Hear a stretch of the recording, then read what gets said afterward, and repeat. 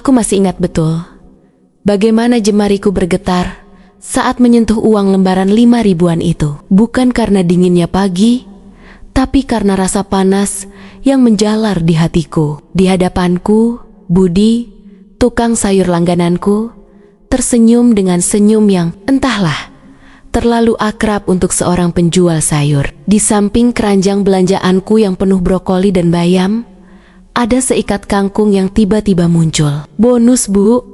Khusus buat ibu yang cantik hari ini," katanya. Suaranya sedikit merendah. Aku tahu maksudnya.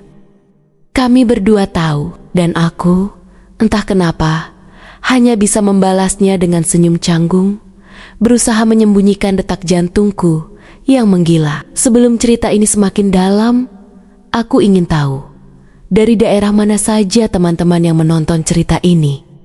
Silakan tulis di kolom komentar. Ya, jangan lupa like dan subscribe agar channel ini bisa semakin berkembang dan aku bisa terus berbagi cerita kehidupan yang penuh drama ini. Semoga kita semua bisa mengambil pelajaran berharga dari setiap kisahnya.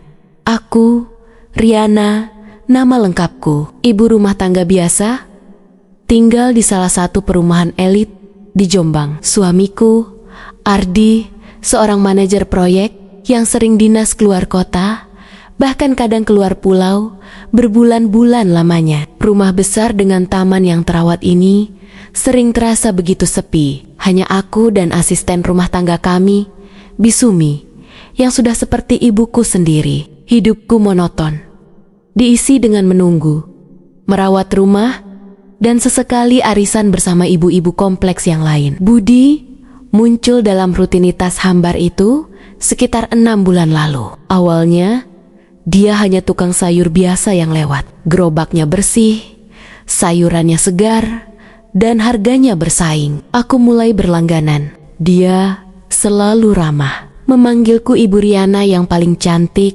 atau nyonya rumah paling anggun. Pujian-pujian kecil yang awalnya terdengar tulus, tapi lama-kelamaan terasa mengandung makna lain. Semuanya berawal dari seledri. Waktu itu, aku lupa memesan seledri untuk sop ayam. Budi, yang sudah akan pergi, tiba-tiba kembali. "Ibu lupa seledri." "Ya, saya ada sisa sedikit. Ini saya kasih saja, Bu. Bonus." Dia tersenyum, dan entah kenapa, senyumnya kali itu sedikit lebih lama. Matanya sedikit lebih dalam menatapku. Aku mengucapkan terima kasih, tentu saja, tanpa prasangka. Minggu depannya, cerita tentang bonus itu mulai berubah. "Bu Riana, hari ini ada bonus spesial nih," kata Budi saat aku menghampiri gerobaknya di depan pagar. Matanya melirik ke arah rumah, lalu kembali padaku. Kali ini dengan kilatan jenaka. Tapi bonusnya harus ditebus dengan senyuman termanis ibu. Aku tertawa kecil, agak terkejut dengan nada bicaranya. "Ah, Budi, ada-ada saja. Memangnya bonus apa?" "Bonus bayam, Bu.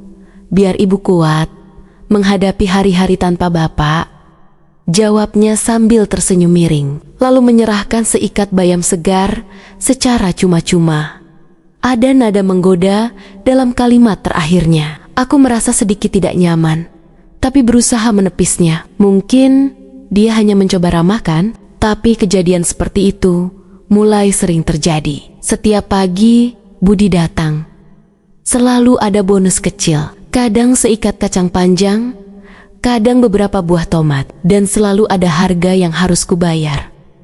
Bukan uang, melainkan sesuatu yang lebih personal. "Bonus timun, Bu. Biar hari ibu seger terus kayak timun ini," katanya suatu pagi, sambil memberikan timun yang berukuran cukup besar. "Tapi janji, ibu jangan cemberut terus ya, nanti cantiknya luntur." Dia mengedipkan mata, lalu tertawa kecil. Aku hanya bisa tersenyum masam. Bisumi, yang sedang menyiram tanaman di dekat situ, sepertinya tidak memperhatikan. Atau mungkin dia pura-pura tidak memperhatikan. Aku sendiri tidak yakin. Internal monologku mulai riuh. Apakah Budi benar-benar hanya bercanda? Atau Dia mulai punya niat lain. Aku merasa tidak nyaman, tapi juga anehnya merasa sedikit diperhatikan. Ardi memang sering menghubungiku, tapi obrolan kami selalu seputar pekerjaan, tagihan, atau anak-anak yang sudah kuliah di luar kota. Tidak ada lagi candaan ringan. Tidak ada lagi tatapan menggoda seperti dulu. Budi, dengan caranya yang nakal itu, secara tidak langsung mengisi kekosongan kecil dalam diriku. Kekosongan yang membuatku merasa, entah bagaimana, sedikit hidup kembali. Pagi itu, saat Budi datang, hujan rintik-rintik masih membasahi aspal. Aku menunggu di teras. Seperti biasa. Waduh, Bu Riana udah nungguin saya rupanya. Kangen ya? Budi tersenyum lebar, menampakkan giginya yang putih rapi. Ia mendorong gerobaknya mendekat ke teras, agak berlindung dari rintikan hujan. Ada-ada saja, Budi. Saya cuma mau belanja sayur, jawabku, mencoba terdengar tegas, tapi suaraku malah bergetar sedikit. Masa sih, Bu? Mata ibu itu, loh, gak bisa bohong. Ada kerinduan yang mendalam di sana, ujarnya, sambil memilah-milah sayuran pesananku. Tangannya lincah, tapi matanya sesekali melirik padaku. Budi, jangan mulai lagi. Ya, kataku, berusaha menjaga nada bicaraku agar tetap sopan. Dia hanya terkekeh pelan. Loh, kenapa, Bu? Kan cuma bercanda. Daripada ibu kesepian di rumah sendirian terus, gak ada yang ajak ngobrol. Kata-kata itu menusuk. Terlalu benar untuk disangkal. Aku memang kesepian. Ardi sibuk, anak-anak jauh. Hari-hariku terasa hampa. Sudah, ini totalnya berapa? Tanyaku, mencoba mengalihkan pembicaraan. Tunggu dulu, Bu. Ada bonus spesial hari ini, katanya, lalu meraih seikat bunga sedap malam yang entah kenapa bisa ada di gerobak sayurnya. Ini buat ibu, biar wanginya semerbak, sama kayak ibu. Ia menyerahkan bunga itu padaku. Tangannya menyentuh punggung tanganku sedikit lebih lama dari yang seharusnya. Aku terdiam, mematung. Wangi sedap malam itu langsung menyerbu indera penciumanku, memabukkan. Sentuhan tangannya terasa panas. Makasih, Budi, bisikku, hampir tidak terdengar. Sama-sama, Bu.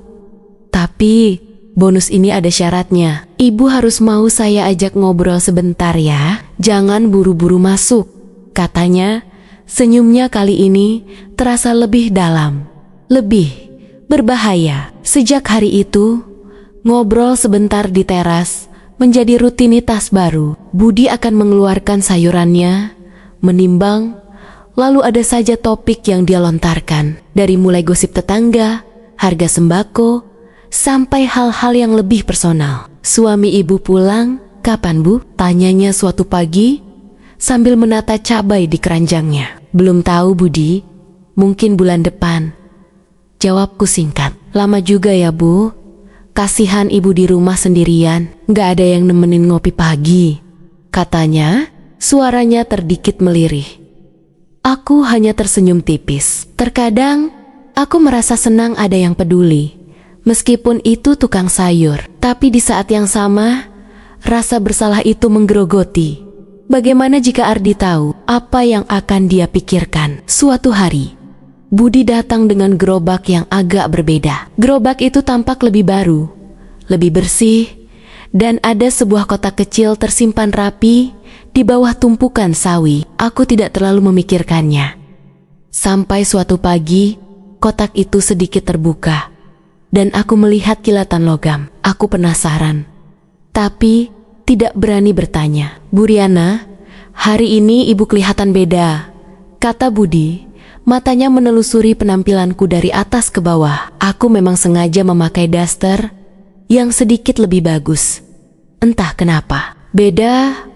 Bagaimana, Budi? Tanyaku. Merasa sedikit malu, tapi juga tersanjung. Lebih berseri-seri, Bu. Pasti karena malamnya tidurnya nyenyak, katanya.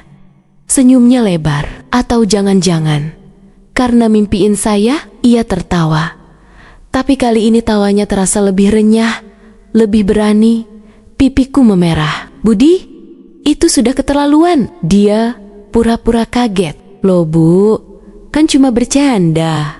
Masa gitu aja langsung marah? Nanti cepat tua loh Bu. Candaanmu sering kelewatan batas Budi, kataku. Mencoba untuk serius. Saya ini istri orang.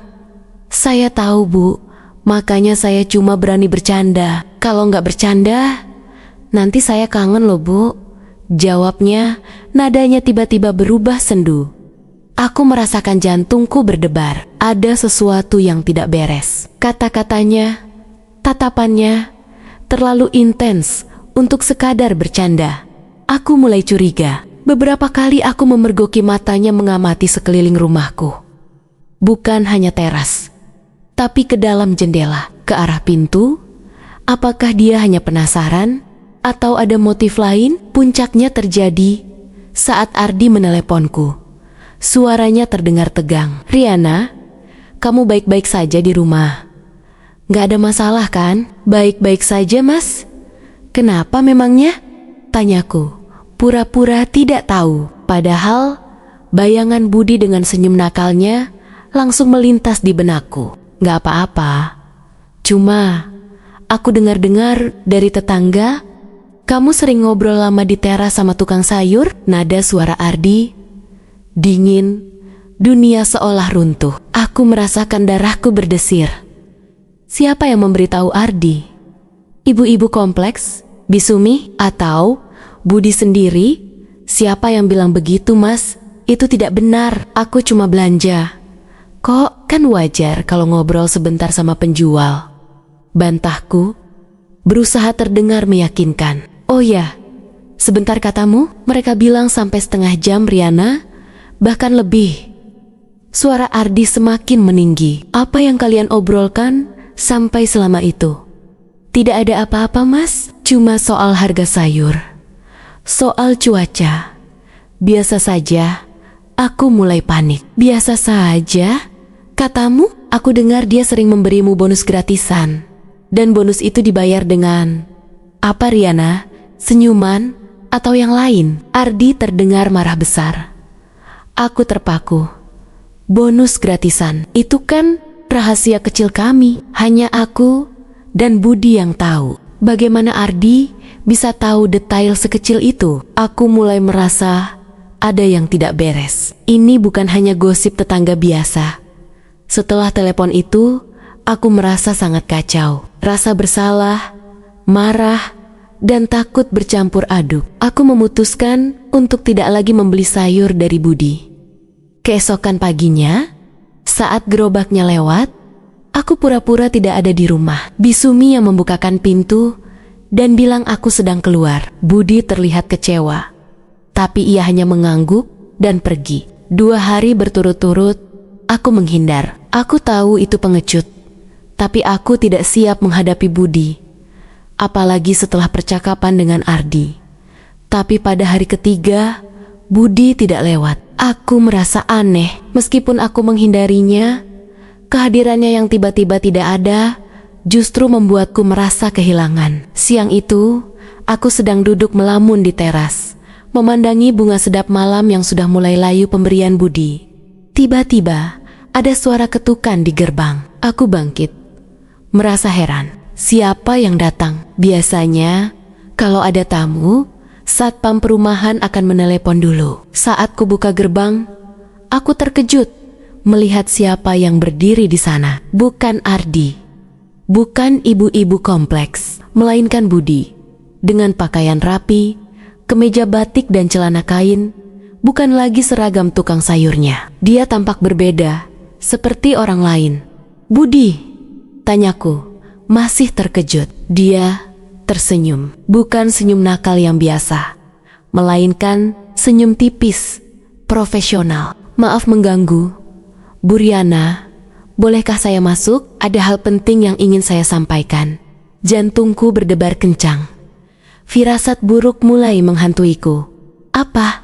Mau bicara apa? Bukannya kamu tukang sayur? Saya bukan tukang sayur, Bu Riana. Atau setidaknya itu bukan pekerjaan utama saya, jawabnya. Suaranya tenang, datar. Saya ingin mengembalikan ini. Ia menyerahkan sebuah amplop coklat. Aku mengambil amplop itu dengan tangan gemetar. Di dalamnya ada beberapa lembar foto. Fotoku. Aku sedang tertawa saat Budi memberiku bunga sedap malam. Aku sedang tersenyum saat dia membisikkan candaan nakal. Bahkan ada foto saat tangannya menyentuh punggung tanganku. Dan yang paling mengejutkan, ada foto gerobak sayurnya. Di bawah tumpukan sayuran, ada sebuah kamera tersembunyi. Darahku berdesir dingin. Aku menatapnya tajam. Apa ini maksudnya, Budi? Saya diminta untuk mengumpulkan bukti, Bu Riana, katanya tanpa ekspresi, mengenai kesetiaan ibu. Bukti apa? Kesetiaan apa? Aku semakin bingung dan marah. Kamu ini siapa sebenarnya? Nama saya Budi Santoso. Saya seorang detektif swasta. Aku terhuyung. Detektif swasta? Untuk apa? Siapa yang menyewanya? Pertanyaan itu berputar-putar di kepalaku. Untuk apa kamu melakukan ini? Siapa yang menyewamu? Tanyaku. Suaraku nyaris berteriak. Dia menatapku dengan tatapan menyesal. Atau setidaknya, itu yang kurasakan. Maaf, Bu Riana.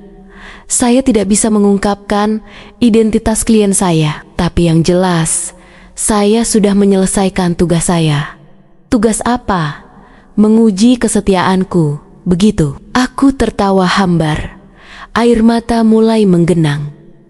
Apa yang kamu laporkan pada klienmu itu? Saya melaporkan semua yang terjadi, Bu. Interaksi kita, candaan-candaan itu, bonus-bonus itu, semuanya. Dengan bukti foto dan rekaman.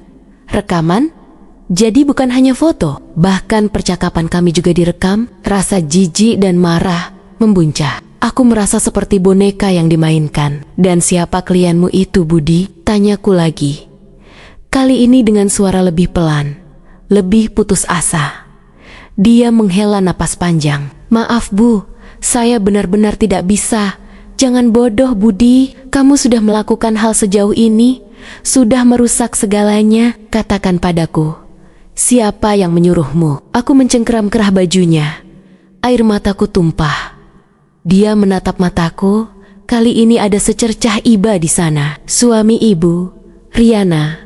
Kata-kata itu menghantamku seperti godam. Ardi, suamiku sendiri, orang yang kucintai, kupercaya, ayah dari anak-anakku, orang yang kunanti-nanti kepulangannya dengan segenap jiwa. Dialah yang menyewamu untuk mengujiku, untuk menipuku. Aku melepaskan cengkeramanku, mundur selangkah, dan terjatuh di kursi teras. Otakku terasa kosong. Namun di saat bersamaan, ribuan pikiran melintas. Ardi, dia yang menyuruhmu, bisikku. Tak percaya. Budi mengangguk pelan. Iya, Bu Riana. Beliau sudah lama curiga dan ingin memastikan kebenaran dugaannya. Dugaan apa? Bahwa aku akan selingkuh? Bahwa aku tidak setia? Aku selalu menjaga diriku, selalu setia menunggunya, merawat rumah ini, membesarkan anak-anak. Dan dia mengujiku seperti ini dengan menipu dan mempermainkan perasaanku.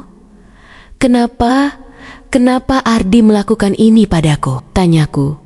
Suaraku serak karena tangis. Budi terdiam sejenak. Setiap klien punya alasannya sendiri, Bu. Saya hanya menjalankan tugas. Beliau khawatir dengan kepergiannya yang lama, ibu akan kesepian dan mencari pelarian.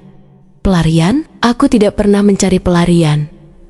Aku hanya kesepian. Aku hanya merindukan perhatian, sentuhan, candaan. Dan dia mengira itu adalah bentuk ketidaksetiaan. Aku merasa dihina, dicampakkan, dan dikhianati oleh orang yang seharusnya menjadi pelindung dan kepercayaan utamaku. Semua candaan Budi, semua bonus sayuran itu, semua percakapan nakal itu, ternyata adalah skenario belaka. Skenario untuk menjebakku. Pergi, Budi, pergi dari rumah ini, kataku dengan suara dingin yang tak ku kenal. Dia mengangguk. "Baik, Bu Riana, saya permisi." Ia berbalik dan berjalan menuju gerbang, meninggalkan aku sendirian di teras, dikelilingi bunga sedap malam yang kini terasa seperti racun. Malam itu, aku tidak bisa tidur. Aku menatap langit-langit kamar yang gelap. Air mataku terus mengalir. Ardi, bagaimana dia bisa sekejam ini? Bagaimana dia bisa meragukanku sedalam ini? Bertahun-tahun pernikahan kami, apakah tidak ada sedikit pun kepercayaan di antara kami? Aku merasa kosong, hampa. Hati ini terasa sakit tak tertahankan. Aku mencoba menelepon Ardi, tapi dia tidak mengangkatnya. Aku mengirim pesan. "Mas, kamu di mana? Aku butuh bicara."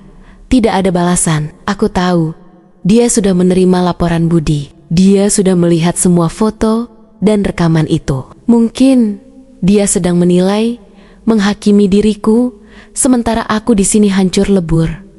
2 hari kemudian, Ardi pulang. Dia muncul di pintu rumah dengan wajah lelah, tapi matanya dingin dan tajam. Aku sedang duduk di sofa, mencoba terlihat tenang, tapi tanganku gemetar. "Jadi, ini yang kamu lakukan selama aku tidak ada, Riana?" tanyanya. Suaranya berat, tanpa nada hangat sedikit pun. Di tangannya ada amplop coklat yang sama dengan yang Budi berikan padaku. "Mas, ini tidak seperti yang kamu kira," kataku, berusaha menjelaskan. "Tidak seperti yang aku kira. Foto-foto ini, rekaman ini, bicara jelas, Riana. Kamu bermesraan dengan tukang sayur di teras rumah kita." Dia membanting amplop itu ke meja kopi. "Bermesraan? Mas, itu hanya candaan. Dia yang memulai. Aku cuma terlalu sungkan untuk menghentikannya," jawabku. Air mataku kembali tumpah. Sungkannya sampai bunga sedap malam, sampai sentuhan tangan, sampai ngobrol berjam-jam tentang hal-hal personal. Ardi menatapku. Matanya penuh tuduhan. "Aku tidak menyangka kamu serendah ini, Riana." Kata-kata itu seperti pisau yang menusuk jantungku. Serendah ini, aku yang selama ini hanya menunggunya, setia menjaganya, dan dia menilaiku serendah itu. Aku serendah ini. Lalu bagaimana denganmu, Mas? Bagaimana denganmu yang menyewa detektif untuk mengujiku? Untuk menipuku, untuk mempermainkan perasaanku? Aku balas berteriak. Amarahku meledak. "Apa kamu tidak percaya sedikit pun padaku? Setelah semua yang kita lalui, kamu meragukan kesetiaanku sampai harus menyewa orang untuk menjebakku?" Wajah Ardi mengeras. "Aku hanya ingin tahu, Riana, apa kamu akan tetap setia saat aku jauh?" Ternyata dugaanku benar. Kamu gampang sekali tergoda, kan? Tergiur, Mas. Aku kesepian. Kamu tahu itu. Kamu selalu sibuk dengan pekerjaanmu, pulang setahun sekali, bahkan tidak ada kabar yang jelas. Aku di sini sendirian, mengurus rumah, mengurus semuanya. Dan kamu hanya bisa menuduhku tergoda. Aku bangkit berdiri, menatapnya tajam. "Aku tidak pernah sekalipun berpikir untuk mengkhianatimu, Mas." Candaan Budi. Semua itu adalah caranya mengisi kekosongan yang kamu tinggalkan. Kekosongan perhatian, kekosongan kasih sayang. Ardi terdiam. Rahangnya mengeras. "Alasan? Kamu hanya mencari alasan untuk membenarkan tindakanmu. Alasan? Lalu bagaimana dengan alasanmu, Mas? Apa kamu tidak berpikir bahwa tindakanmu menyewa detektif itu lebih parah daripada candaan nakal yang tidak berarti itu? Kamu menghancurkan kepercayaan di antara kita, Mas. Kamu menghina seluruh pernikahan kita." Aku merasakan seluruh tubuhku bergetar. Suasana di rumah menjadi mencekam. Kami tidak bicara selama beberapa hari. Aku pindah tidur ke kamar tamu. Bisumi, yang sepertinya menyadari ada yang tidak beres, hanya bisa diam dan menatap kami dengan sedih. Aku tahu dia juga terkejut dengan apa yang terjadi. Aku sempat menceritakan padanya, dan dia hanya bisa menggeleng-gelengkan kepala. "Aduh, Pak Ardi ini ada saja nggak percaya sama Nyonya. Rasa sakit dan pengkhianatan itu terus menggerogoti jiwaku. Aku tidak bisa makan, tidak bisa tidur. Setiap kali melihat Ardi yang kini duduk diam di meja makan, memandangku dengan tatapan kosong, aku merasakan campuran marah dan benci yang kuat. Bagaimana bisa seseorang yang aku cintai begitu dalam, begitu tega melakukan ini, menguji kesetiaanku dengan cara yang menjijikkan. Seolah-olah aku adalah barang yang bisa diuji coba. Pagi itu, saat aku sedang menyiram bunga di taman, Ardi mendekat. Wajahnya terlihat lebih lembut dari biasanya. Mungkin dia juga tidak tidur nyenyak. "Riana, kita perlu bicara," katanya pelan. Aku menoleh, tapi tidak menjawab. Aku terus menyiram bunga. "Aku tahu aku salah," lanjutnya. Suaranya sedikit bergetar. Aku minta maaf. Aku berhenti menyiram, menatapnya.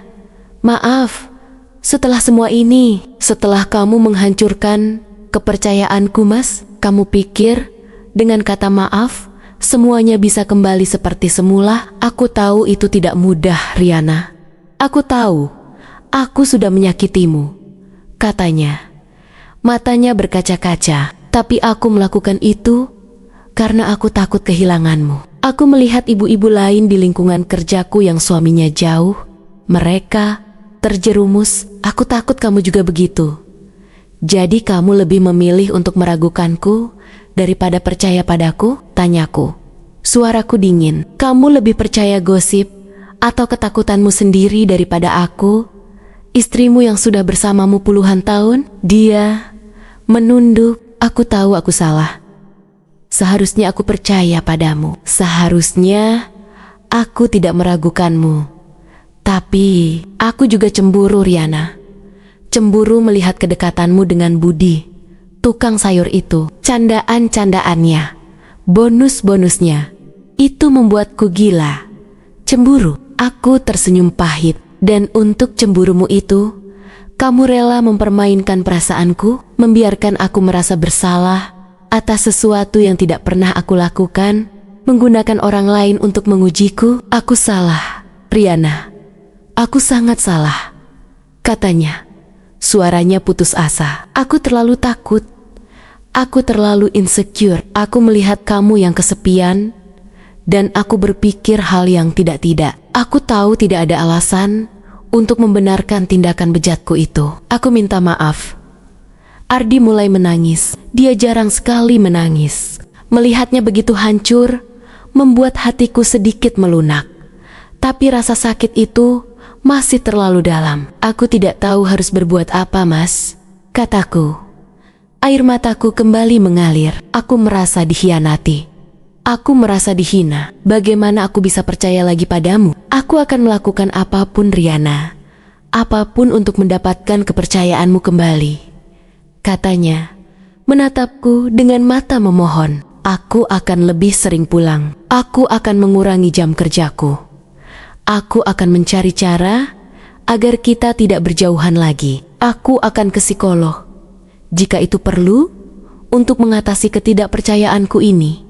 Kami bicara panjang lebar hari itu. Ardi menceritakan semua ketakutannya, kecemburuannya yang tak beralasan, dan bagaimana ia merasa bersalah setelah melihat laporan Budi bahwa sebenarnya aku tidak melakukan apa-apa yang melewati batas. Ia bahkan sempat merasa malu pada dirinya sendiri. Budi, si detektif swasta itu, ternyata melaporkan dengan sangat detail, bahkan sampai ke ekspresi wajahku yang selalu menunjukkan ketidaknyamanan atau kegugupan, bukan genit. Dia bilang, aku memang selalu berusaha ramah, tapi tidak pernah membalas candaan Budi dengan niat yang sama. Laporan itu justru menunjukkan bahwa aku tetap setia, meskipun ada godaan ringan. Tapi Ardi terlalu dibutakan oleh kecemburuan dan ketakutannya sendiri, sehingga ia hanya fokus pada candaan nakal dan bonus yang diberikan Budi,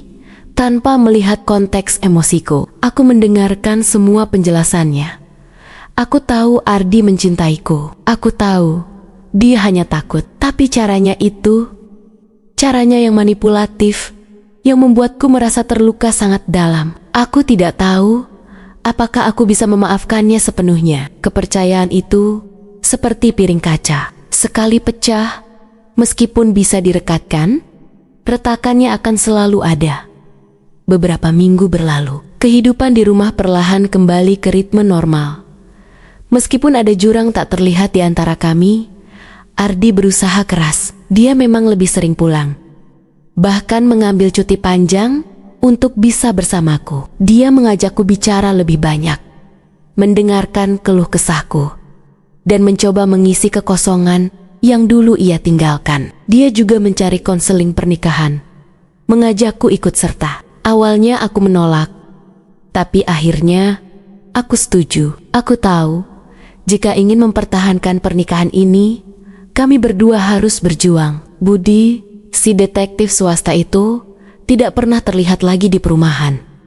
Mungkin dia sudah mendapatkan bayarannya dan pergi. Aku tidak pernah ingin melihatnya lagi. Bagiku, dia adalah simbol dari pengkhianatan dan manipulasi. Aku belajar banyak dari kejadian ini. Aku belajar bahwa kesepian bisa membuat seseorang rentan, bahkan pada hal-hal kecil yang tadinya tidak berarti. Aku belajar bahwa komunikasi itu sangat penting dalam sebuah hubungan, dan bahwa kepercayaan itu harus dibangun, bukan diuji coba. Pada salah satu sesi konseling, Ardi berkata, "Aku tahu aku merusak kepercayaanmu, Riana, dan aku akan menghabiskan sisa hidupku untuk memperbaikinya. Jika kamu memberiku kesempatan, aku menatapnya." Mata lamanya, mata yang dulu penuh cinta dan kepercayaan, kini kembali terlihat. Aku tahu dia tulus. Aku tahu dia benar-benar menyesal. Apakah aku siap untuk memberinya kesempatan? Entahlah.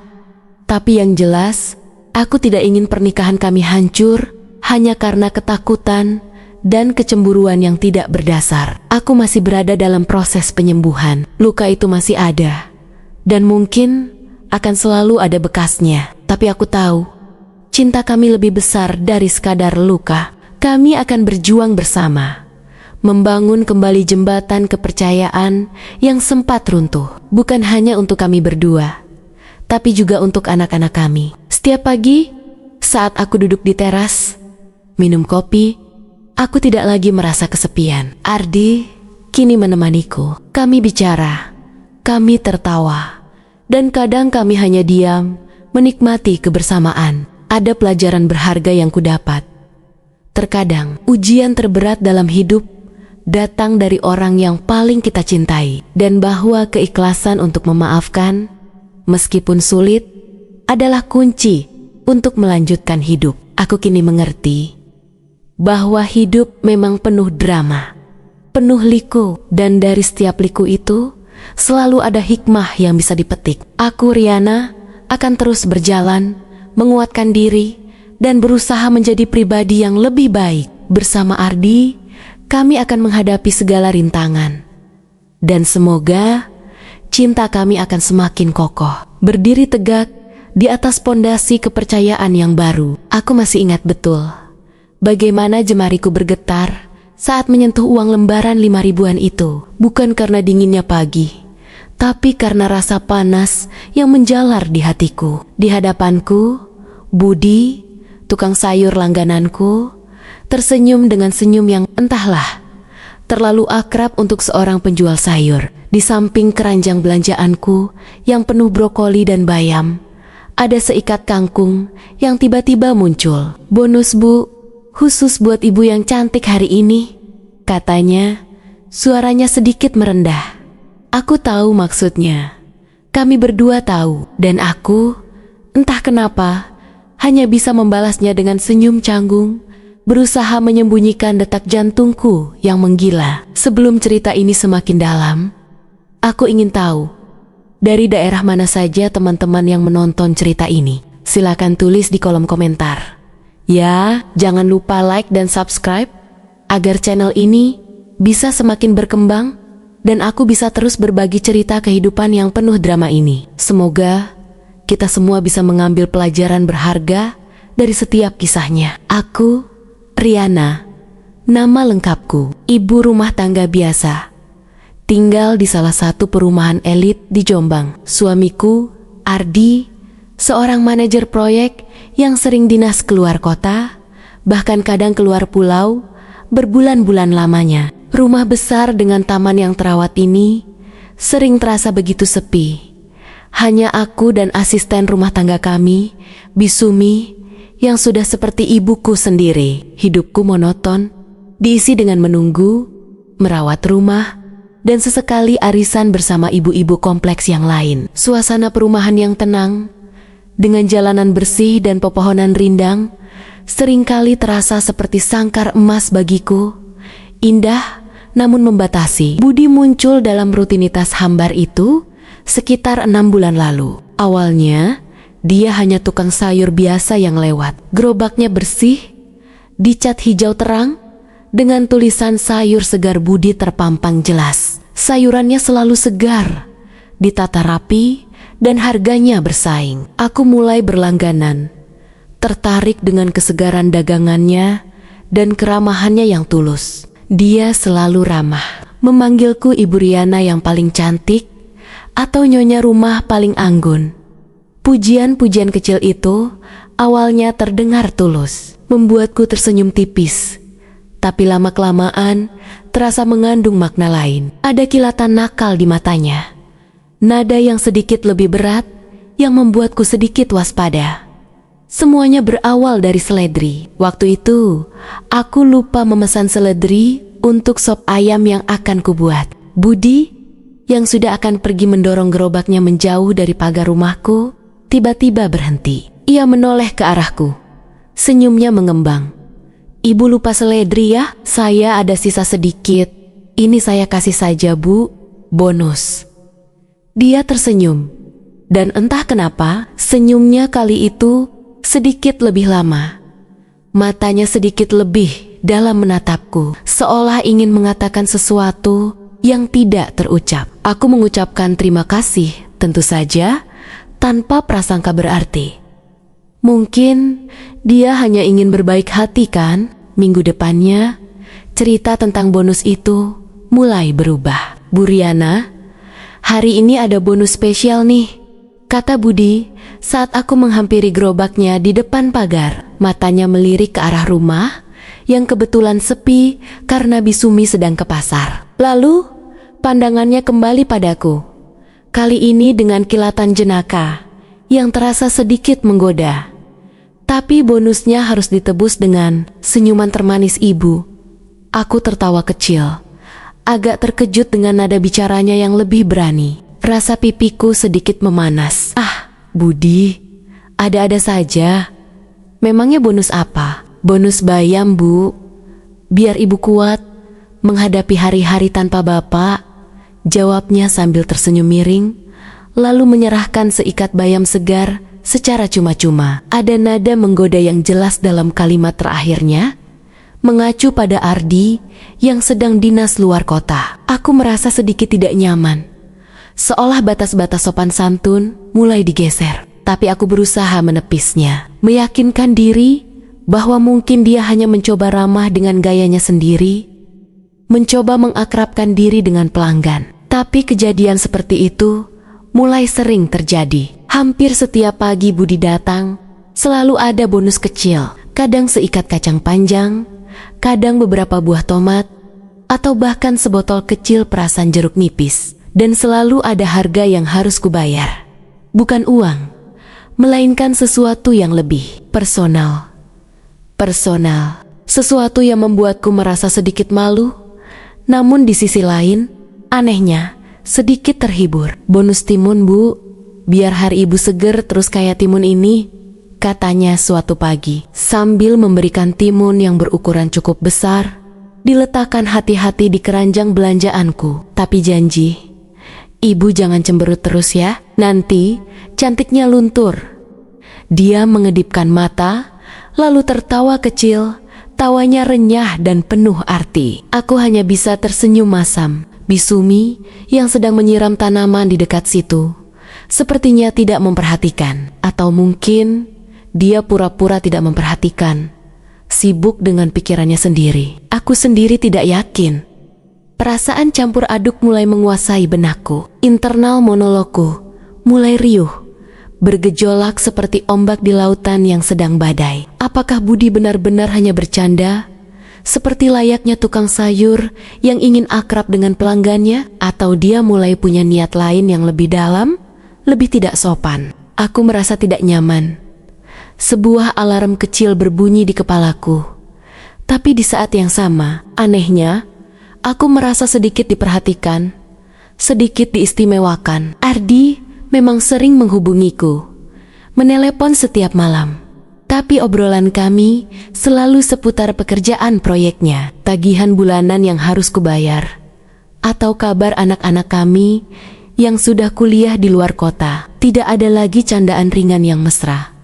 Tidak ada lagi tatapan menggoda yang dulu sering ia berikan di awal pernikahan kami. Budi, dengan caranya yang nakal itu, secara tidak langsung mengisi kekosongan kecil dalam diriku. Kekosongan yang membuatku merasa entah bagaimana, sedikit hidup kembali, sedikit berharga sebagai seorang wanita. Ini adalah pengakuan yang membuatku malu, tapi juga jujur. Pagi itu, saat Budi datang, hujan rintik-rintik masih membasahi aspal di jalanan perumahan. Udara terasa dingin dan sepi. Aku menunggu di teras, seperti biasa, dengan secangkir teh hangat di tangan. Waduh, Bu Riana udah nungguin saya. Rupanya kangen ya. Budi tersenyum lebar, menampakkan giginya yang putih rapi, memantulkan cahaya redup pagi. Ia mendorong gerobaknya mendekat ke teras, agak berlindung dari rintikan hujan yang semakin deras. Ada-ada saja Budi, saya cuma mau belanja sayur, jawabku, mencoba terdengar tegas dan tidak terpengaruh. Tapi suaraku malah bergetar sedikit, mengkhianati perasaanku. Masa sih Bu? Mata ibu itu? Loh, gak bisa bohong. Ada kerinduan yang mendalam di sana, ujarnya, sambil memilah-milah sayuran pesananku dengan tangan lincah. Tangannya bergerak cekatan, tapi matanya sesekali melirik padaku, menangkap setiap ekspresiku. Budi, jangan mulai lagi, ya, kataku, berusaha menjaga nada bicaraku agar tetap sopan dan berwibawa. Meskipun dalam hati, aku merasa tidak nyaman. Dia hanya terkekeh pelan. Loh, kenapa Bu? Kan cuma bercanda. Daripada ibu kesepian di rumah sendirian terus, gak ada yang ajak ngobrol, kan kasihan. Kata-kata itu menusuk, tepat di ulu hatiku. Terlalu benar untuk disangkal. Aku memang kesepian. Ardi sibuk, anak-anak jauh. Hari-hariku terasa hampa, seperti gelas kosong yang menunggu untuk diisi. Sudah, ini totalnya berapa? Tanyaku, mencoba mengalihkan pembicaraan, berharap dia akan berhenti. Tunggu dulu Bu, ada bonus spesial hari ini, katanya, lalu meraih seikat bunga sedap malam yang entah kenapa bisa ada di gerobak sayurnya, terselip di antara dedaunan hijau. Ini buat ibu, biar wanginya semerbak, sama kayak ibu. Ia menyerahkan bunga itu padaku. Tangannya menyentuh punggung tanganku sedikit lebih lama dari yang seharusnya. Sentuhan yang terasa begitu disengaja. Aku terdiam, mematung, merasakan sentuhan itu menjalar ke seluruh tubuhku. Wangi sedap malam itu langsung menyerbu indera penciumanku, memabukkan, sensual. Sentuhan tangannya terasa panas, seolah membakar kulitku. Makasih Budi, bisikku. Hampir tidak terdengar, suaraku tercekat di tenggorokan. Sama-sama Bu, tapi bonus ini ada syaratnya. Ibu harus mau saya ajak ngobrol sebentar ya. Jangan buru-buru masuk, katanya. Senyumnya kali ini terasa lebih dalam, lebih berbahaya. Ada sesuatu dalam tatapannya yang membuatku merinding. Sejak hari itu, ngobrol sebentar di teras menjadi rutinitas baru yang tak bisa kuhindari. Budi akan mengeluarkan sayurannya, menimbang, lalu ada saja topik yang dia lontarkan. Dari mulai gosip tetangga di ujung kompleks, harga sembako yang melambung tinggi, sampai hal-hal yang lebih personal yang membuatku merasa semakin tidak nyaman. Namun, entah mengapa tidak bisa menghentikannya. "Suami ibu pulang kapan, Bu?" tanyanya suatu pagi. Sambil menata cabai di keranjangnya, matanya menatapku lekat. "Belum tahu, Budi. Mungkin bulan depan, kalau proyeknya lancar," jawabku singkat, berusaha menjaga jarak. "Lama juga ya, Bu. Kasihan ibu di rumah sendirian. Gak ada yang nemenin ngopi pagi, gak ada yang bisa diajak bercanda," katanya. Suaranya dikit melirih, penuh simpati yang terasa terlalu dibuat-buat. Aku hanya tersenyum tipis, merasa terpojok. Terkadang aku merasa senang ada yang peduli, meskipun itu tukang sayur yang mulai lancang. Tapi di saat yang sama, rasa bersalah itu menggerogoti jiwaku, membuatku gelisah setiap kali Ardi menelepon. Bagaimana jika Ardi tahu apa yang akan dia pikirkan tentang istrinya yang ngobrol berlama-lama dengan tukang sayur? Suatu hari, Budi datang dengan gerobak yang agak berbeda. Gerobak itu tampak lebih baru, lebih bersih, dan ada sebuah kotak kecil berwarna hitam tersimpan rapi di bawah tumpukan sawi, nyaris tak terlihat. Aku tidak terlalu memikirkannya, menganggapnya mungkin hanya kotak perkakas. Sampai suatu pagi, saat Budi lengah, kotak itu sedikit terbuka dan aku melihat kilatan logam kecil. Aku penasaran. Firasat aneh mulai merayapi benakku. Tapi aku tidak berani bertanya. Aku takut dengan jawaban yang mungkin akan kudengar. "Bu Riana, hari ini ibu kelihatan beda," kata Budi. Matanya menelusuri penampilanku dari atas ke bawah dengan tatapan menyelidik. Aku memang sengaja memakai daster yang sedikit lebih bagus, berwarna cerah. Entah kenapa, mungkin secara tidak sadar ingin terlihat lebih menarik, ingin diperhatikan. "Beda bagaimana, Budi?" tanyaku. Merasa sedikit malu, tapi juga tersanjung oleh perhatiannya. "Lebih berseri-seri, Bu. Pasti karena malamnya tidurnya nyenyak," katanya. Senyumnya lebar, penuh arti. "Atau jangan-jangan karena mimpiin saya?" Ia tertawa. Tapi kali ini tawanya terasa lebih renyah, lebih berani, seolah ia yakin aku tidak akan marah. Pipiku memerah. Aku merasakan panas menjalar hingga ke telinga. "Budi, itu sudah keterlaluan," kataku. Mencoba menegur, dia pura-pura kaget, mengangkat kedua tangannya. "Loh, Bu, kan cuma bercanda. Masa gitu aja langsung marah? Nanti cepat tua loh, Bu. Jangan dibawa hati. Candaanmu sering kelewatan batas." "Budi," kataku, mencoba untuk serius, menatap matanya lurus. "Saya ini istri orang, Budi." "Saya tahu, Bu. Makanya saya cuma berani bercanda. Kalau nggak bercanda, nanti saya kangen loh, Bu." Jawabnya, nadanya tiba-tiba berubah sendu, seolah dia benar-benar tulus mengatakan itu. Aku merasakan jantungku berdebar tak karuan. Ada sesuatu yang tidak beres. Kata-katanya, tatapannya, gerak-geriknya, semua terasa terlalu intens untuk sekadar bercanda. Aku mulai curiga. Beberapa kali aku memergoki matanya mengamati sekeliling rumahku. Bukan hanya teras, tapi ke dalam jendela ruang tamu, ke arah pintu utama. Apakah dia hanya penasaran atau ada motif lain yang lebih dalam, lebih mencurigakan? Aku mulai merasa dia bukan tukang sayur biasa. Puncaknya terjadi saat Ardi meneleponku. Suaranya terdengar tegang, tidak seperti biasanya yang santai. "Riana, kamu baik-baik saja di rumah? Nggak ada masalah kan? Semua aman?" "Baik-baik saja, Mas. Kenapa memangnya?" tanyaku.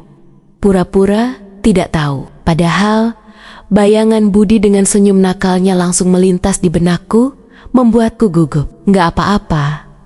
Cuma aku dengar-dengar dari tetangga, kamu sering ngobrol lama di teras sama tukang sayur." Nada suara Ardi dingin, menusuk. Dunia seolah runtuh. Aku merasakan darahku berdesir dingin. Siapa yang memberitahu Ardi? Ibu-ibu kompleks yang suka bergosip? Bisumi, yang mungkin tidak sengaja keceplosan? Atau Budi sendiri yang ternyata punya niat buruk? Aku merasakan ketakutan luar biasa. "Siapa yang bilang begitu, Mas? Itu tidak benar. Aku cuma belanja kok," Kan wajar kalau ngobrol sebentar sama penjual, bantahku, berusaha terdengar meyakinkan, padahal suaraku bergetar. Oh ya, sebentar katamu, mereka bilang sampai setengah jam. Riana, bahkan lebih. Suara Ardi semakin meninggi, menampakkan kemarahannya. Apa yang kalian obrolkan sampai selama itu? Apa yang Budi itu obrolkan padamu? Tidak ada apa-apa, Mas. Cuma soal harga sayur, soal cuaca. Biasa saja. Jangan percaya gosip, Mas. Aku mulai panik.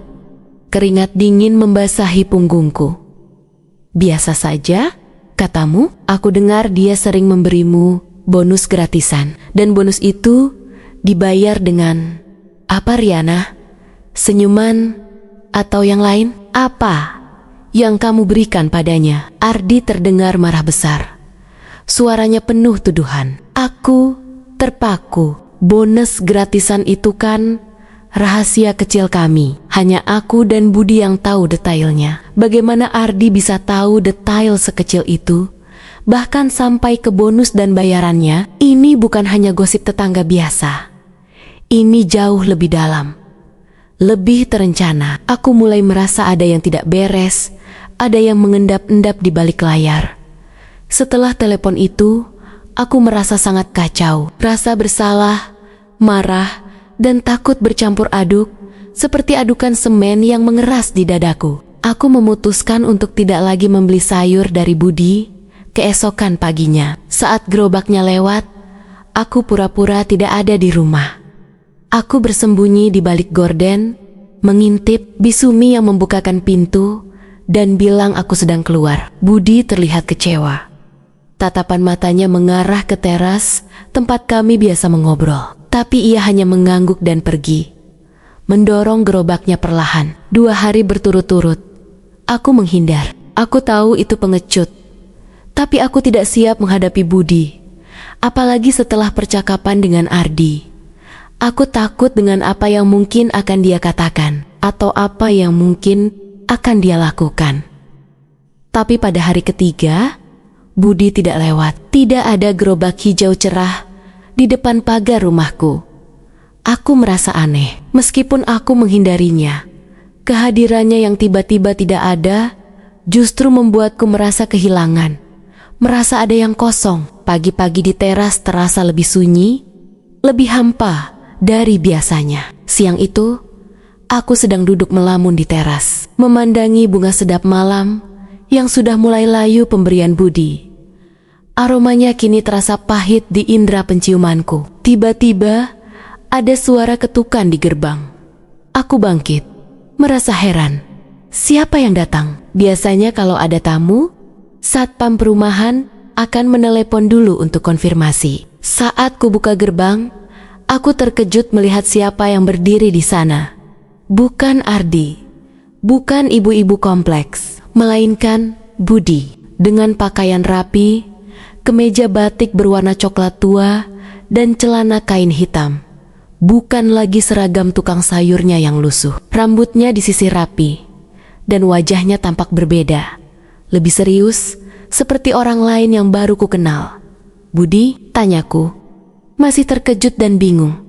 Dia tersenyum, bukan senyum nakal yang biasa, melainkan senyum tipis, profesional, yang menyimpan ribuan rahasia. Maaf, mengganggu, Bu Riana. Bolehkah saya masuk? Ada hal penting yang ingin saya sampaikan. Jantungku berdebar kencang. Firasat buruk mulai menghantuiku, merayapi setiap sudut benakku. Apa? Mau bicara apa? Bukannya kamu tukang sayur? Kenapa kamu berpakaian seperti ini? Saya bukan tukang sayur, Bu Riana, atau setidaknya itu bukan pekerjaan utama saya. Jawabnya, suaranya tenang, datar, tanpa emosi. Saya ingin mengembalikan ini. Ia menyerahkan sebuah amplop coklat berukuran sedang. Aku mengambil amplop itu dengan tangan gemetar. Di dalamnya ada beberapa lembar foto berwarna, foto-fotoku. Aku sedang tertawa saat Budi memberiku bunga sedap malam. Aku sedang tersenyum saat dia membisikkan candaan nakal. Bahkan ada foto saat tangannya menyentuh punggung tanganku terlihat sangat jelas dan intim. Dan yang paling mengejutkan, ada foto gerobak sayurnya. Di bawah tumpukan sayuran, tersembunyi sebuah kamera kecil yang nyaris tak terlihat, menyorot langsung ke arah teras rumahku. Darahku berdesir dingin. Aku merasakan seluruh tubuhku lemas. Aku menatapnya tajam, mataku menyala penuh kemarahan. Apa ini maksudnya, Budi? Apa semua ini? Saya diminta untuk mengumpulkan bukti, Buriana, katanya, tanpa ekspresi. Suaranya datar, mengenai kesetiaan ibu. Bukti apa? Kesetiaan apa? Kamu gila ya? Aku semakin bingung dan marah. Kamu ini siapa sebenarnya? Kamu melakukan semua ini? Nama saya Budi Santoso. Saya seorang detektif swasta. Kata-kata itu menghantamku seperti gelombang tsunami. Aku terhuyung, nyaris kehilangan keseimbangan. Detektif swasta? Untuk apa? Siapa yang menyewanya? Pertanyaan itu berputar-putar di kepalaku, menciptakan badai kebingungan. Untuk apa kamu melakukan ini? Siapa yang menyewamu? Tanyaku. Suaraku nyaris berteriak, penuh keputusasaan. Dia menatapku dengan tatapan menyesal. Atau setidaknya, itu yang kurasakan. Maaf, Buriana, saya tidak bisa mengungkapkan identitas klien saya. Itu adalah kode etik profesi, tapi yang jelas, saya sudah menyelesaikan tugas saya. Tugas apa? Menguji kesetiaanku. Begitu, aku tertawa hambar. Air mata mulai menggenang di pelupuk mataku. Kabur sudah pandanganku. Apa yang kamu laporkan pada klienmu itu? Saya melaporkan semua yang terjadi, Bu. Interaksi kita, candaan-candaan itu, bonus-bonus itu, semuanya. Dengan bukti foto dan rekaman audiovisual. Rekaman? Jadi bukan hanya foto? Bahkan percakapan kami juga direkam. Rasa jijik dan marah membuncah dalam diriku. Aku merasa seperti boneka yang dimainkan, seperti tikus yang masuk perangkap. Dan siapa klienmu itu, Budi? Tanyaku lagi.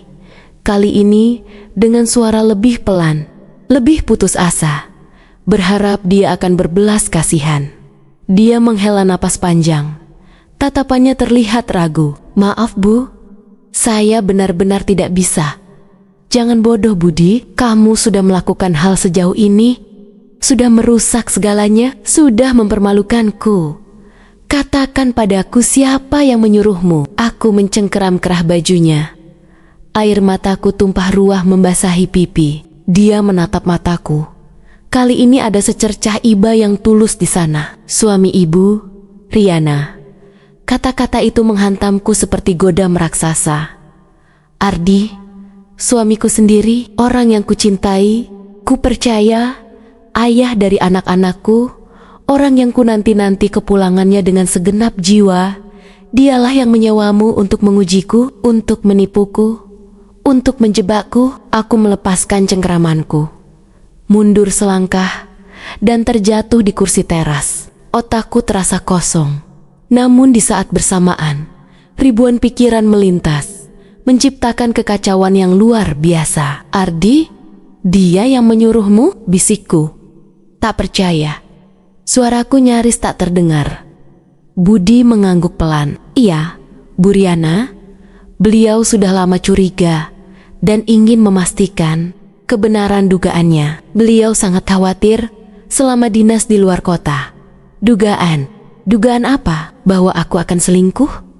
Bahwa aku tidak setia? Aku selalu menjaga diriku, selalu setia menunggunya, merawat rumah ini, membesarkan anak-anak. Dan dia mengujiku seperti ini, dengan menipu dan mempermainkan perasaanku. Aku merasa hancur, aku merasa dihina, dicampakkan, dan dikhianati oleh orang yang seharusnya menjadi pelindung dan kepercayaan utamaku. Semua candaan Budi, semua bonus sayuran itu, semua percakapan nakal itu, ternyata adalah skenario belaka. Skenario yang dibuat dengan cermat untuk menjebakku, untuk menguji batas kesabaranku. Pergi, Budi, pergi dari rumah ini, sekarang, kataku dengan suara dingin yang tak kukenal. Suaraku penuh kemarahan yang membara. Dia mengangguk. Baik, Bu Riana, saya permisi. Ia berbalik dan berjalan menuju gerbang, melangkah pergi meninggalkan aku sendirian di teras, dikelilingi bunga sedap malam yang kini terasa seperti racun, mencekik perasaanku. Malam itu, aku tidak bisa tidur. Aku menatap langit-langit kamar yang gelap, air mataku terus mengalir tanpa henti, membasahi bantal. Ardi, bagaimana dia bisa sekejam ini? Bagaimana dia bisa meragukanku sedalam ini? Bertahun-tahun pernikahan kami, apakah tidak ada sedikit pun kepercayaan di antara kami? Aku merasa kosong, hampa, seolah ada lubang besar di dadaku. Hati ini terasa sakit tak tertahankan, seperti tercabik-cabik. Aku mencoba menelepon Ardi, tapi dia tidak mengangkatnya. Aku mengirim pesan, "Mas, kamu di mana? Aku butuh bicara." Sekarang, tidak ada balasan. Aku tahu dia sudah menerima laporan Budi. Dia sudah melihat semua foto dan rekaman itu. Mungkin dia sedang menilai, menghakimi diriku, sementara aku di sini hancur lebur, menanggung semua beban ini sendirian. 2 hari kemudian, Ardi pulang. Dia muncul di pintu rumah dengan wajah lelah, tapi matanya dingin dan tajam, penuh tuduhan. Aku sedang duduk di sofa, mencoba terlihat tenang, meskipun tanganku gemetar tak terkendali. Aku berusaha menguasai diri, menyiapkan mental untuk menghadapi badai yang akan datang. "Jadi, ini yang kamu lakukan selama aku tidak ada, Riana?" tanyanya. Suaranya berat, tanpa nada hangat sedikit pun. Di tangannya ada amplop coklat yang sama dengan yang Budi berikan padaku. Amplop itu terasa seperti bom waktu yang siap meledak. "Mas, ini tidak seperti yang kamu kira," kataku, berusaha menjelaskan, berharap dia mau mendengarkan. "Tidak seperti yang aku kira? Foto-foto ini, rekaman ini, bicara jelas Riana. Kamu bermesraan dengan tukang sayur di teras rumah kita, di rumahku." Dia membanting amplop itu ke meja kopi, membuatku terlonjak kaget. "Bermesraan? Mas, itu hanya candaan." Dia yang memulai. Aku cuma terlalu sungkan untuk menghentikannya, karena aku tidak mau membuat keributan di depan rumah, jawabku. Air mataku kembali tumpah, membasahi wajahku. Sungkannya sampai bunga sedap malam, sampai sentuhan tangan, sampai ngobrol berjam-jam tentang hal-hal personal. Ardi menatapku, matanya penuh tuduhan, penuh kemarahan yang tak terbendung. "Aku tidak menyangka kamu serendah ini, Riana." Aku kecewa. Kata-kata itu seperti pisau yang menusuk jantungku, menembus sampai ke tulang. Serendah ini. Aku yang selama ini hanya menunggunya, setia menjaganya, merawat rumah ini, membesarkan anak-anak, dan dia menilaiku serendah itu. Aku serendah ini. Lalu bagaimana denganmu, Mas? Bagaimana denganmu yang menyewa detektif untuk mengujiku, untuk menipuku, untuk mempermainkan perasaanku? Aku balas berteriak. Amarahku meledak, tak bisa lagi kutahan. "Apa kamu tidak percaya sedikit pun padaku? Setelah semua yang kita lalui, kamu meragukan kesetiaanku, sampai harus menyewa orang untuk menjebakku?" Wajah Ardi mengeras. "Aku hanya ingin tahu, Riana, apa kamu akan tetap setia saat aku jauh?" Ternyata dugaanku benar. "Kamu gampang sekali tergoda, kan?" "Tergiur, Mas. Aku kesepian. Kamu tahu itu. Kamu selalu sibuk dengan pekerjaanmu.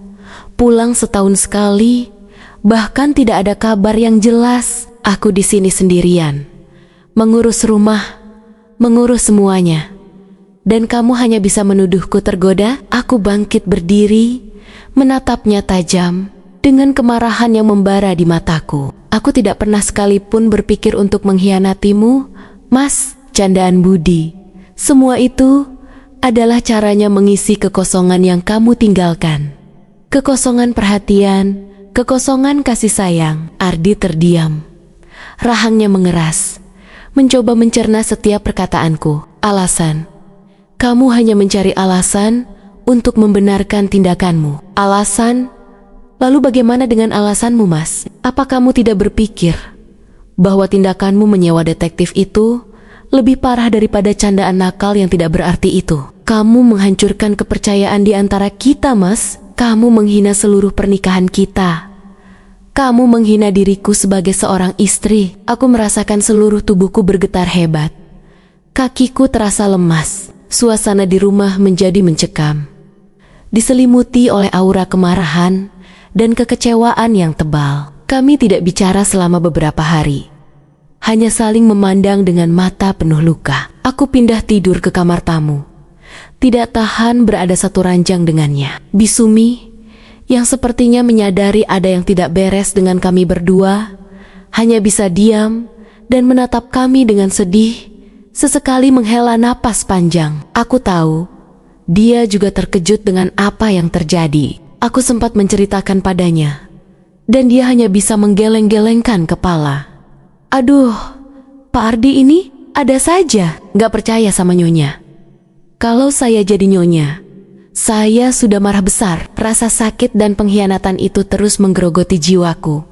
Hari demi hari, aku tidak bisa makan dengan tenang, tidak bisa tidur nyenyak. Setiap kali melihat Ardi yang kini duduk diam di meja makan, memandangku dengan tatapan kosong, aku merasakan campuran marah dan benci yang kuat yang belum pernah kurasakan sebelumnya. Bagaimana bisa seseorang yang aku cintai begitu dalam, begitu tega melakukan ini, menguji kesetiaanku dengan cara yang menjijikkan, seolah-olah aku adalah barang yang bisa diuji coba, yang bisa dicurigai tanpa dasar. Pagi itu, saat aku sedang menyiram bunga di taman, mencoba menenangkan diri dengan keindahan alam, Ardi mendekat. Wajahnya terlihat lebih lembut dari biasanya. Matanya sedikit bengkak. Mungkin dia juga tidak tidur nyenyak selama beberapa hari ini. Riana, kita perlu bicara, katanya pelan. Suaranya terdengar serak. Aku menoleh, tapi tidak menjawab. Aku terus menyiram bunga mawar merah yang mekar indah, berusaha mengabaikannya. Aku tahu aku salah. Lanjutnya, suaranya sedikit bergetar, penuh penyesalan. Aku minta maaf Riana. Maafkan aku. Aku berhenti menyiram, menatapnya. Mataku penuh luka dan amarah. Maaf, setelah semua ini Mas, setelah kamu menghancurkan kepercayaanku, setelah kamu membuatku merasa hancur sehancur-hancurnya, kamu pikir dengan kata maaf, semuanya bisa kembali seperti semula? Aku tahu itu tidak mudah, Riana. Aku tahu aku sudah menyakitimu, melukaimu sangat dalam, katanya. Matanya berkaca-kaca, penuh penyesalan yang tulus. Tapi aku melakukan itu karena aku takut kehilanganmu. Aku melihat ibu-ibu lain di lingkungan kerjaku yang suaminya jauh. Mereka terjerumus dalam perselingkuhan. Aku takut kamu juga begitu, Riana. Aku takut sekali. Jadi kamu lebih memilih untuk meragukanku daripada percaya padaku? Tanyaku. Suaraku dingin, menusuk. Kamu lebih percaya gosip atau ketakutanmu sendiri daripada aku, istrimu yang sudah bersamamu puluhan tahun, yang telah melahirkan anak-anakmu. Dia menunduk, tak sanggup menatap mataku. Aku tahu aku salah. Seharusnya aku percaya padamu. Seharusnya aku tidak meragukanmu. Tapi aku juga cemburu, Riana. Cemburu melihat kedekatanmu dengan Budi, tukang sayur itu. Candaan-candaannya, bonus-bonusnya, itu membuatku gila, membuatku buta. Cemburu, aku tersenyum pahit. Senyum yang sama sekali tidak menunjukkan kebahagiaan. Dan untuk cemburumu itu, kamu rela mempermainkan perasaanku, membiarkan aku merasa bersalah atas sesuatu yang tidak pernah aku lakukan, menggunakan orang lain untuk mengujiku. Mas, kamu menghinaku. Aku salah, Riana. Aku sangat salah, katanya. Suaranya putus asa, penuh kepedihan. Aku terlalu takut. Aku terlalu insecure dengan diriku sendiri. Aku melihat kamu yang kesepian, dan aku berpikir hal yang tidak-tidak, pikiran-pikiran buruk. Aku tahu tidak ada alasan untuk membenarkan tindakan bejatku itu. Aku minta maaf, Riana. Sungguh. Ardi mulai menangis terisak, bahunya bergetar. Dia jarang sekali menangis. Hampir tidak pernah kutemukan dia meneteskan air mata. Melihatnya begitu hancur, membuat hatiku sedikit melunak, tapi rasa sakit itu masih terlalu dalam, terlalu membekas. Aku tidak tahu harus berbuat apa, Mas, kataku. Air mataku kembali mengalir, bercampur dengan air mata Ardi. Aku merasa dikhianati, aku merasa dihina. Bagaimana aku bisa percaya lagi padamu setelah ini? Aku akan melakukan apapun, Riana. Apapun untuk mendapatkan kepercayaanmu kembali, katanya, menatapku dengan mata memohon, penuh harapan. Aku akan lebih sering pulang. Aku akan mengurangi jam kerjaku. Aku akan mencari cara agar kita tidak berjauhan lagi. Aku akan ke psikolog jika itu perlu. Untuk mengatasi ketidakpercayaanku yang berlebihan ini, kami bicara panjang lebar hari itu. Berjam-jam lamanya di teras, di bawah langit yang mendung. Ardi menceritakan semua ketakutannya, kecemburuannya yang tak beralasan, dan bagaimana ia merasa bersalah setelah melihat laporan Budi bahwa sebenarnya aku tidak melakukan apa-apa yang melewati batas kesetiaan. Ia bahkan sempat merasa malu pada dirinya sendiri karena telah menuduhku tanpa bukti yang kuat. Budi, si detektif swasta itu, ternyata melaporkan dengan sangat detail, bahkan sampai ke ekspresi wajahku yang selalu menunjukkan ketidaknyamanan atau kegugupan, bukan genit. Dia bilang, aku memang selalu berusaha ramah, tapi tidak pernah membalas candaan Budi dengan niat yang sama. Laporan itu justru menunjukkan bahwa aku tetap setia, meskipun ada godaan ringan yang datang. Tapi Ardi terlalu dibutakan oleh kecemburuan dan ketakutannya sendiri, sehingga ia hanya fokus pada candaan nakal dan bonus yang diberikan Budi, tanpa melihat konteks emosiku yang sebenarnya. Aku mendengarkan semua penjelasannya. Aku tahu Ardi mencintaiku. Aku tahu dia hanya takut kehilangan. Tapi caranya itu, caranya yang manipulatif, yang membuatku merasa terluka sangat dalam. Aku tidak tahu apakah aku bisa memaafkannya sepenuhnya. Kepercayaan itu seperti piring kaca yang indah. Sekali pecah, meskipun bisa direkatkan, retakannya akan selalu ada, meninggalkan bekas yang tak akan hilang. Beberapa minggu berlalu, kehidupan di rumah perlahan kembali ke ritme normal, meskipun ada jurang tak terlihat yang masih terbentang di antara kami. Ardi berusaha keras. Dia memang lebih sering pulang, bahkan mengambil cuti panjang untuk bisa bersamaku, mencoba menebus kesalahannya. Dia mengajakku bicara lebih banyak, mendengarkan keluh kesahku, dan mencoba mengisi kekosongan yang dulu ia tinggalkan. Dia juga mencari konseling pernikahan, mengajakku ikut serta. Awalnya aku menolak, tapi akhirnya aku setuju. Aku tahu, jika ingin mempertahankan pernikahan ini, kami berdua harus berjuang, harus saling mengerti dan memaafkan. Budi, si detektif swasta itu, tidak pernah terlihat lagi di perumahan. Gerobak sayurnya tidak pernah lewat lagi di depan rumahku. Mungkin dia sudah mendapatkan bayarannya dan pergi mencari klien baru. Aku tidak pernah ingin melihatnya lagi. Bagiku, dia adalah simbol dari pengkhianatan dan manipulasi. Meskipun dia hanya menjalankan tugasnya, aku belajar banyak dari kejadian ini. Aku belajar bahwa kesepian bisa membuat seseorang rentan, bahkan pada hal-hal kecil yang tadinya tidak berarti. Aku belajar bahwa komunikasi yang jujur dan terbuka itu sangat penting dalam sebuah hubungan, dan bahwa kepercayaan itu harus dibangun dengan tulus, bukan diuji coba dengan cara-cara yang merusak. Aku juga belajar tentang diriku sendiri, tentang batasan-batasanku, dan tentang kekuatan hatiku. Pada salah satu sesi konseling, Ardi berkata dengan mata yang kini lebih jernih dan penuh penyesalan, "Aku tahu aku merusak kepercayaanmu, Riana, dan aku akan menghabiskan sisa hidupku untuk memperbaikinya, untuk membuktikan kesetiaan dan cintaku padamu. Jika kamu memberiku kesempatan." Aku menatapnya, mata lamanya. Mata yang dulu penuh cinta dan kepercayaan, kini kembali terlihat, memancarkan ketulusan. Aku tahu dia tulus. Aku tahu dia benar-benar menyesal. Apakah aku siap untuk memberinya kesempatan? Entahlah, tapi yang jelas, aku tidak ingin pernikahan kami hancur hanya karena ketakutan dan kecemburuan yang tidak berdasar. Aku ingin kami berjuang untuk cinta yang pernah ada, untuk keluarga yang telah kami bangun.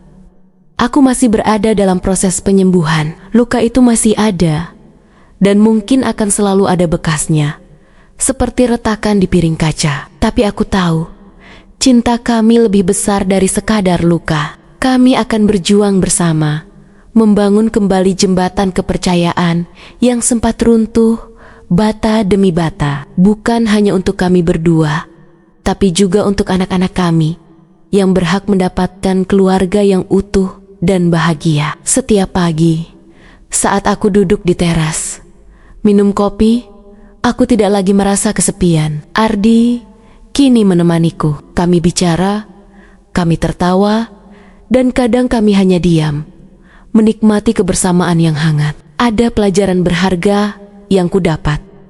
Terkadang, ujian terberat dalam hidup datang dari orang yang paling kita cintai, dan bahwa keikhlasan untuk memaafkan, meskipun sulit, adalah kunci untuk melanjutkan hidup, untuk menemukan kedamaian dan kebahagiaan yang sejati. Aku kini mengerti bahwa hidup memang penuh drama, penuh liku, dan dari setiap liku itu selalu ada hikmah yang bisa dipetik. Aku, Riana, akan terus berjalan, menguatkan diri, dan berusaha menjadi pribadi yang lebih baik, lebih bijaksana. Bersama Ardi, kami akan menghadapi segala rintangan yang mungkin datang, dan semoga cinta kami akan semakin kokoh, berdiri tegak di atas pondasi kepercayaan yang baru, yang lebih kuat dan tak tergoyahkan.